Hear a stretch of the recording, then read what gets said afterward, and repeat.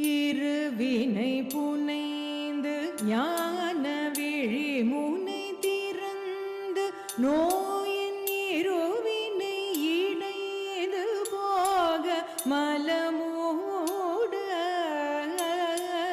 இருவினை புனைந்து ஞான விழி முனை திறந்து நோயின் இருவினை இணைந்து போக மலமூட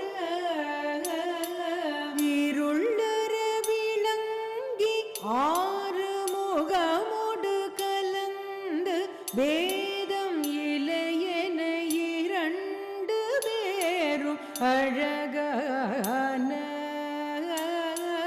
இருளற விளங்கி ஆறு முகமோடு கலந்து வேதம் இலையென இரண்டு பேரும் அழகான பரிமள சுகந்த வீதம் மயம் என மகிழ்ந்து தேவர்